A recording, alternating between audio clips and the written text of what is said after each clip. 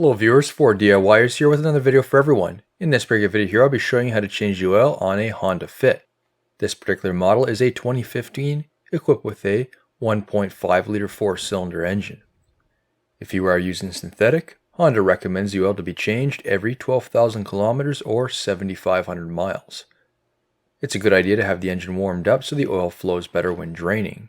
Elevate the front of the vehicle on ramps. Have a drain pan handy. Using a 17mm socket with a 3/8 drive ratchet, loosen the drain plug on the oil pan. To make it easy, Honda has put a label in the shape of an arrow where the drain plug is located.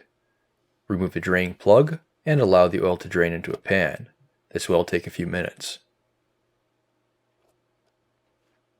Inspect the gasket around the oil drain plug. Make sure it is in good condition. If damaged, replace. Before installation, clean the sealing surface on the drain pan and plug, ensuring there is no dirt which may cause a sealing issue.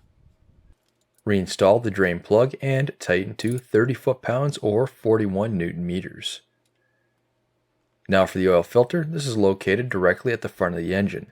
This one was excessively tight, so I needed extra tools to help assist it in loosening. If you have the right size strap wrench, that can be used. A filter socket can also be used if available, or if you have large interlocking pliers. When loosening the oil filter, oil will dump out, so have the drain pan handy here too. Remove the oil filter and dump the remaining oil into the drain pan. Compare the old and new filters, ensuring they are the same. Make sure that gasket surface matches up. Apply clean oil to the gasket on the new filter, then install that filter. Clean the gasket mounting surface and wipe away any oil residue on the engine. Typically when the gasket contacts the sealing surface, go about 3/4 of a turn more. Finally is filling the engine with oil. A funnel is required here. The oil fill cap is located on the passenger side, just under the windshield cowl. The oil required for this engine is 0W20, 3.3 liters or 3.5 quarts is needed. Check the dipstick as needed. Make sure the oil level is between the minimum and maximum lines. Start the engine and then recheck the oil again on level ground. I typically like to be closer towards the maximum line.